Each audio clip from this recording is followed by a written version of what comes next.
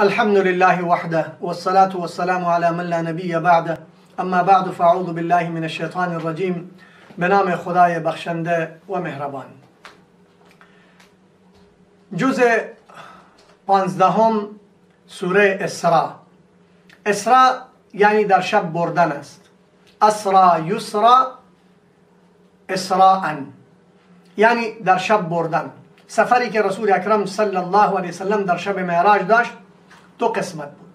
یک قسمت از بیت الله از مکه مکرمه تا بیت المقدس بود. سفر دوم از مسجد اقصی تا عرش معلا بود. اینجا خداوند متعال سفر اولی رو ذکر میکنه. سبحان الذي اسرا بعبده لیلا من المسجد الحرام الى المسجد الاقصى. از مسجد حرام تا مسجد اقصی بود. اینجا این رو خداوند متعال ذکر کرده. واقعه معراج البته این رو ما عقیده داریم که این سفر رسول اکرم صلی الله علیه وسلم روحانی بوده، جسمانی بوده، با خدا ملاقات کرد و هم کلام شد و بعد از اونجا تحفه آورد. سه تا چیز رو برای این امت به طور تحفه با خودش آورد. آخر آیه های سورت بقره رو و 5 وقت نماز رو و انسانان گناهگاری که گناهگارم باشن ولی شرک با خدا نکنن، خدا اونا رو مغفرت میکند. بعد از این خداوند متعال ذکر فتنه های بنی اسرائیل و فسادات اونها رو که همیشه فاسد بودن، سرکشی میکردن، قتل انبیا رو بدون حق میکردن و مخالفت با موسی علیه السلام خیلی زیاد کردن. خداوند متعال بخت نصر را بر سر اینا مسلط کرد، قتلشون کرد، اینها رو کشتن و به اندازه کشتن که حد و حدود نداشت. به اندازه هزارتای مثلا چند هزار اینها موندن و اینا رو برده گرفتن، به شهر بابل بردن. 70 سال در بردگی و در غلامی اینا به سر بردن. بعد خداوند متعال دوباره توبه اینا رو قبول کرده و درست کردن. نعمتها رو خدا برایشون داد، درهای نعمتها رو بر سرشون باز کرد. بعد دوباره در زمان عیسی علیه السلام اینا دوباره سرکشی و نافرمانی خودشون را شروع کردن. تیتوس رومی رو خداوند متعال بر سر اینا مسلط کرد و اینا رو سرکوب کردن و ذلیلشون کردن، خارشون کردن. بعضی اینا حج شکنی های اینا چون اینا عادت داشتن در زمان پیغمبر در خیبر اینا همین کارو کردن. رسول اکرم صلی الله علیه و آله از خیبر بیرون کرد. در زمان عمر فاروق رضی الله عنه بعضی از همون سرکشی و حج شکنی رو بعد از اونجا بیرونشون کرد و اینا رو ذلیل کرد و سرکوبشون کرد. خلاصه این تمام سرکوبی اینا و اینا عبرت نمی گرفتن. امروز هم دنیا رو به آشوب و به فساد و به گندگی و به تلاطم و به وحشت و دهشت کشیدن. از دست اینا کسی در امان نیست. اینا عادتشون است. بعد از این خداوند متعال ذکر این قرآن رو میکند. ان هذا القرآن یهدی للتی هی اقوم. به راه راست و راه آسان و راه درست این قرآن هدایت میکند برای انسان. بعد از این خداوند متعال دو تا چیز رو یک جا میکند. توحید و اطاعت والدین رو یک جا میکند. و قضا ربک الا تعبدوا الا اياه و بالوالدین احسانا. با والدین احسان کردن. و اینجا خداوند متعال 5 تا چیز رو ذکر میکند که در مقابل والدین انسان باید لازم بگیرد. اول اینکه ولا تقل لهما اف. هر اندازه شما نیکی کردی، خوبی کردی، در جلوشان اف هم نگید. درد خود را، رنج خود را، غم خود را، غم فرزندان خود را از پدر و مادر کنار نگه دارید. به اونا صدمه نزنید، درد نرسونید.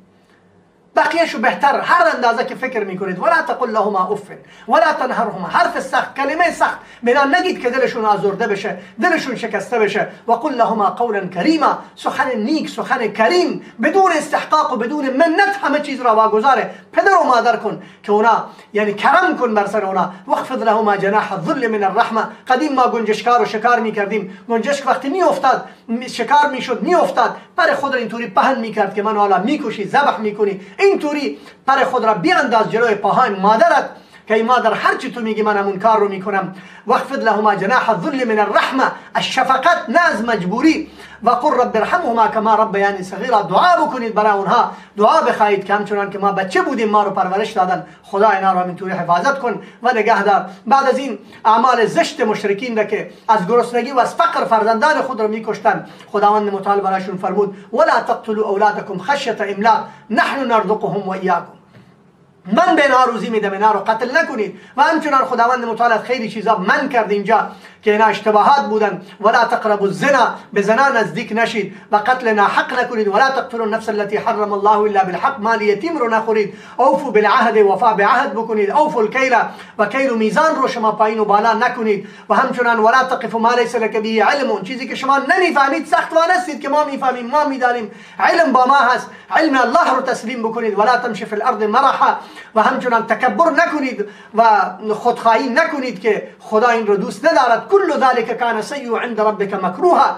بعد از این سوالات احمقانه مشرکین بودن. البته این یهود اینا رو ترغیب میداد که از روح بپرس از پیغمبر خدا. و یسالونک عن الروح. رسول اکرم صلی الله علیه و فرمود شما چون نمیدانید قل الروح من امر ربی و ما اوتیتم من العلم الا قلیلا. فهم شما خیلی کم است در این مورد. و بعد الله جل شانه اینجا در باره نماز ذکر میکنه. اقیم الصلاة لدلوک الشمس، 5 وقت نماز، از طلوع آفتاب و از زوال آفتاب به بعد نماز ظهر و عصر و مغرب و عشاء و همچنان نماز فجر که قرآن الفجر گفته که قرآن زیاد تو اون خونده میشه، اون را ذکر میکند. و ذکر 9 تا معجزه موسی علیه السلام. ولقد آتینا موسی 9 آیات بینات، اونا رو در سپارهای قبلا ما ذکر کردیم. و همچنان ازاله یکی از سوالات مشرکین بوده قل ادعوا الله و ادعوا الرحمن، که پیغمبر خدا گاهی وقت الله رو صدا میکنه گاهی وقت رحمان رو صدا میکنی. الله فرمود یا رحمان یا الله، صفات و نامهای الله زیاد است، به هر یکی که صدا میکنی به الله میرسی. الله واحد و لا شریک است. سوره کهف به معنای غار است اینجا ذکر شده. سوره کهف شروع می شود. اینجا هم سوال یهود به ذریعه مشرکین که بعدم به اینا گفت درباره اصحاب کهف بپرسید و درباره مثلا ذوالقرنین بپرسید. البته این 2 تا قصه یک حصه در سوره مثلا سوره اسراء ذکر شده در پاره 15 و همچنان بعدش در 16 هم یک حصه ذکر شده. و بعد خداوند متعال وقتی اینا رو پرسید رسول اکرم صلی الله علیه و فرمود باشه من فردا براتون میگم. فردا که شد نیومد وحی، دوباره گفت که پس فردا، دوباره نیومد. الله جل شانه به خاطر یک کلمه که رسول اکرم نگفت ناراحت بود تا 15 روز وحی نیامد. و بعد از اون که وحی آمد الله جل شانه فرمود ولا تقولن لشیء انی فاعل ذلك غدا الا ان شاء الله. ان شاء الله بگو تا خداوند متعال یاری و مددت را بکند. بعد از این خداوند متعال وحی فرستاد و سلسله این سوره شروع شد و قصه اصحاب کهف اومد. و الله جل شانه می فرماید ام حسبت ان اصحاب الكهف والرقیم، رقیم اون تخته بوده که جلو غار اینها گذاشته بودن، همون پادشاه عادل. و بعد از این اصحاب کهف رو نازت میپرسن. این پادشاه ظالم بود که خود را معبود و مسجود میخواند و دقیانوس اسمش بود که چند نفر از جوانان موحد بودن. انهم فتنة آمنوا بربهم وزدناهم هدى، اینا ایماندار بودن و نمیخواستن سجده بکنن. پادشاه وقتی اینا رو اینا هم فرار کردن و به غار پناه بردن و اونجا خود را مخفی کردن و خداوند متعال اینها رو اونجا نگهداری کرد تا 309 سال در اونجا موندن. و بعد از این که اینا بلند شدن یکی گفت که من احساس گرسنگی میکنم و همه احساس گرسنگی فرستاد. یکی رو پول براش داد، پول همون زمانه بود، برو بازار سر صدام نکن کسی تو رو نشناسد، چون نمیفهمیدن غذای سالم بیار، چون اینا حرام میخورن، غذای حرام نباشد غذای پاک بیار. رفت بازار، وقتی مردم این پول را دیدن و این وضعیت رو دیدن فهمیدن که اینا مردم خیلی زمان قدیم هستن. پادشاه وقت پادشاه عادلی بود، اینا رو خیلی اکرام کرد، قدردانی کرد و اینها بودن تا اینکه دوباره در غار خفتن و همونجا وفات شدن و قبر شدن و همونجا تا حالا این یادگار اونها موجود هستند. بعد از این خداوند متعال ذکر جنتین رو میکند که اینها یک نفر شکرگزار و نفر دیگر نافرمان بوده که اون یکی برای این خیلی نصیحت میکرد که نکن نافرمانی خدا رو نکن و زندگی خود را درست بکن. اون میگفت که نه انا اکثر منک مالا و اعز نفرا، و من مال دارم، من قدرت دارم، من زور دارم، من همه چیز رو دارم. و خداوند متعال همه رو از بین برد. فاصبح حشیما تذروه الریاح. و اون جنتین رو من به یمنم که رفته بودم اونجا رو دیدم که خداوند متعال اونجا رو یک خاکستر درست کرده بود و آتشش زد. و بعد از این مثال دنیا و آخرت اینجا بیان شده. واضرب لهم مثل الحیات الدنیا کماء انزلناه من السماء، آبی که از آسمان میاد و همه جاها سرسبز میشه. انسان فکر میکند که این نعمتهای من، این مال من و این زندگی من، و خدا همه رو بعد از بین میبرد و هیچ چیزی هم نمیگذارد. چون المال والبنون زینت الحیات الدنیا، این زینت حیات دنیا، زینت لکم نیست، برای شما نیست، برای دنیا هست، اما میتونید اینا رو برای آخرت استفاده بکنید.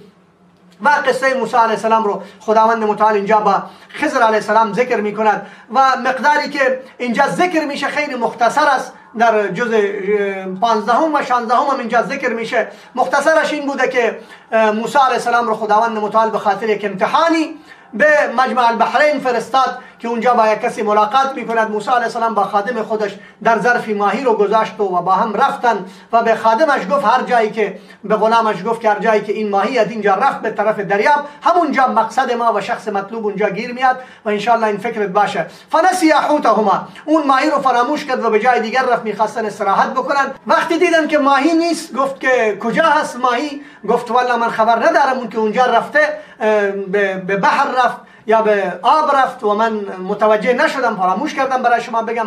موسی علیه السلام پس برگشت و دید که اون شخص مطلوب همونجا بود که اون خضر علیه السلام عبد صالح بوده و قصه کرد که من با تو همراه میشم و موسی علیه السلام برایش، خضر علیه السلام هم شروط و شرایط خودش رو گفت که تو با من میایی، درست است، علم برای شما خدا داده، علم برای من خدا داده، شاید تو نتونی بعضی چیزها رو درک بکنی بفهمی و با من نتونی همسفر من باشی. گفت من میتونم انشالله این سفر رو باید میکنم و حتما باید هم یاری میکنم و همسفر میشم. همسفر شدن، اول کشتی رو کرایه گرفتن، در کشتی سوار بودن و در راه کشتی رو خرقها، شکستون، تخته رو بلند کرد. موسی علیه السلام ناراحت شد، اخرقتها، چرا گفتی و چه کردی؟ بعد گفت که موسی من برات گفتم که تو با من نمیتونی صبر بکنی، دوباره داری سوال میکنی که چرا من این کارو میکنم.